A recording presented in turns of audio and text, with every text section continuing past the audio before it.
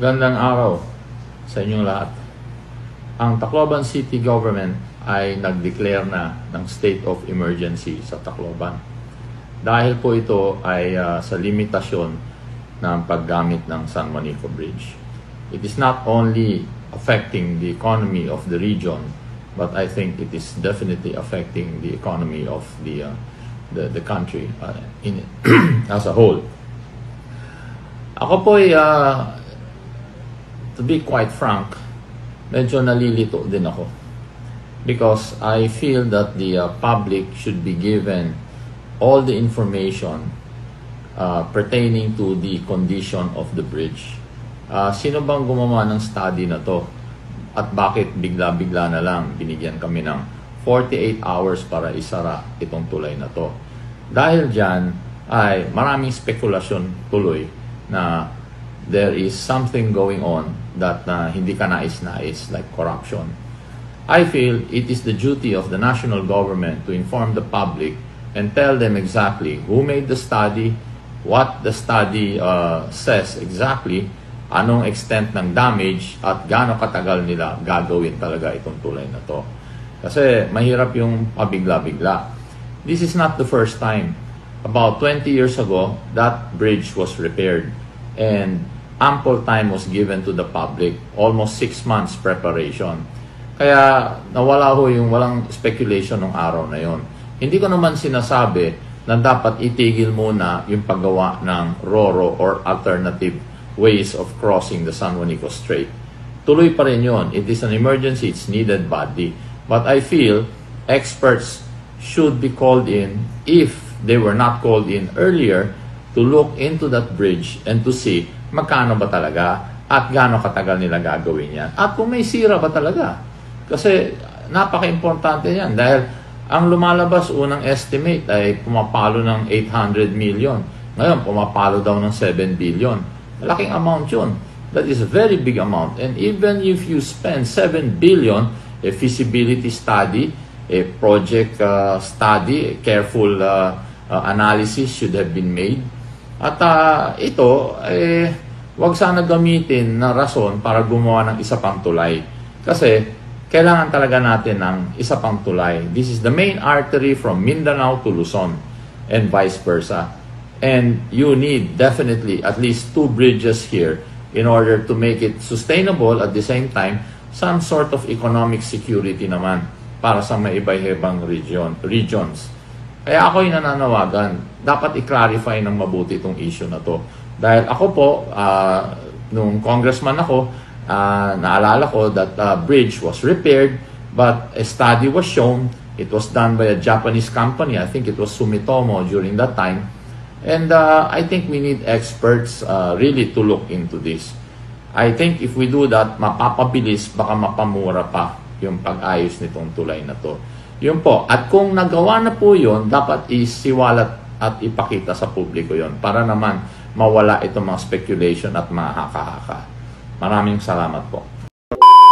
So ito na mga kababayan, si Tacloban City Mayor Alfred Romualdez ay umaray na at nagdeklara na po ng state of emergency dito sa kanyang syudad, no, sa Tacloban City, dahil nga po dito sa pagsarado or paglimita mga kababayan, no, ng mga dumaraang sasakyan dito po sa San Juanico Bridge, na sabi niya ay not only affecting the economy in the region, dito po sa Region 8, but also affecting the economy of the country as a whole. Ayan, so nalilito po siya daw mga kababayan dahil sana daw binigyan ng publiko ng mga impormasyon, no, tungkol sa kondisyon dito sa San Juanico Bridge.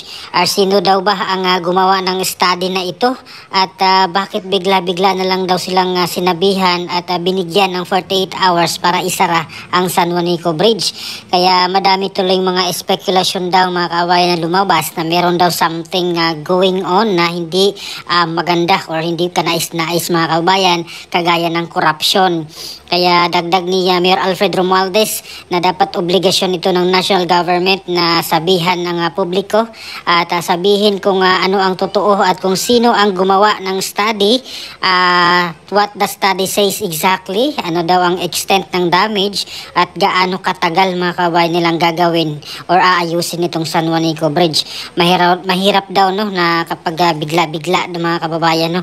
At sabi niya pa na 20 years ago ay inayos din daw po itong San Juanico Bridge, pero binigyan po sila ng ample time mga kababayan no. Binigyan daw sila ng 6 months para makapaghanda at in preparasyon no para dito sa pagsasayos ng San Juanico Bridge nung 20 years ago. At dagdag ni Mayor Alfred Romualdez mga kababayan na sana tumawag na daw po sila ng mga eksperto or totoong eksperto no, or kung hindi pa sila katawag ay dapat tumawag na at patingnan ang totoong sitwasyon ng San Juanico Bridge at tingnan din kung magkano ang gagastusin mga kababayan at gaano katagal itong aayusin at kung may sira ba talaga. Ayan, yun yung ang unang estimate daw kasi ay 800 million mga kababayan, pero ngayon ay meron nang pumapalong 7 billion mga kababayan daw na magagastos dito or gagastusin para sa pagsasayos ng San Juanico Bridge. Kaya panawagan ni Mayor Alfred Romualdez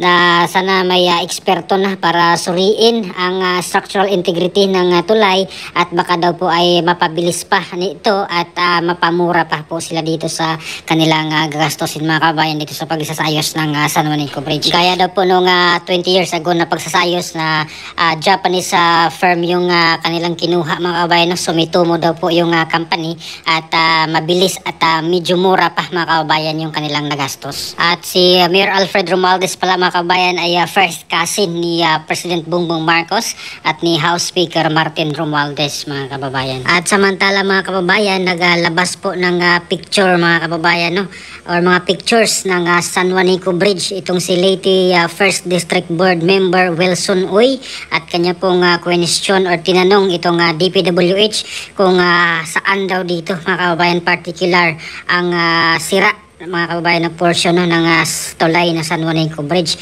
at para makatulong daw po ito sa publiko no, para mas maintindihan nila ang ngayong sitwasyon mga kababayan at kung ano ang dahilan talaga kung bakit limitado ang capacity no, ng mga dumaraan dito po sa San Juanico Bridge at for transparency and awareness purposes mga kababayan ay mahalagang bagay ito na malaman ng taong bayan ang safety at pakikipag-cooperate mga kababayan ng public no about dito sa current situation nga po ng San Juanico Bridge mga kababayan at panawagan niya na magtulungan mga kababayan para ma-ensure no ang safety ng publiko ng mga dumaraan dito po sa San Juanico Bridge mga kababayan at kung kinakailangan talagang ayusin no ay dapat daw ayusin talaga at magandang planuhin po muna bago i-implement. Yun po yung panawagan naman mga kababayan ni Leyte 1st District Board Member Wilson Uy. Ayan. At ano pong opinion mga kababayan no, dito po sa sinabi ni Mayor Alfred Romualdez at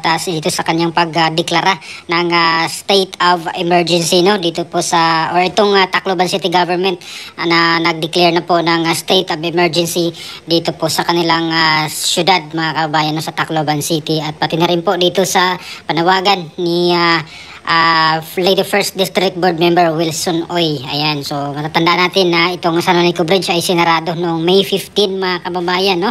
After election ay nilimitahan na po nila ang capacity no, ang load capacity ng mga sasakyan na dumaraan po dito sa San Juanico Bridge. So yung 3 tons pataas ay hindi na po pwede mga kababayan dumaan dito sa San Juanico Bridge. Yung allowed lang po yung mga maliliit lang, yung mga medyo magaan no, 3 tons pababa ang pwedeng dumaan dito mga kababayan sa San Juanico Bridge at meron naman po silang mga hakbang na po na ginawa doon no, at meron na po silang mga ruro din po na namobilize na po doon mga kababayan, no? Meron po doon sa San Antonio, Basay, Samar na sasakyan ng Roro, no? Or ferry na itatawid or tatawid papunta doon sa downtown po ng Tacloban. At meron din po silang mga kinokonsidera, no, na mga ruta mga kababayan, no? Alternative from Matnog na ferry ay pwedeng dumiretso na po doon sa mga may pantalan na mga lugar sa Leyte mga kababayan, gaya po ng Villaba Leyte o kaya Carigara Leyte at sa Kalubian Leyte mga kababayan. Yun po yung may mga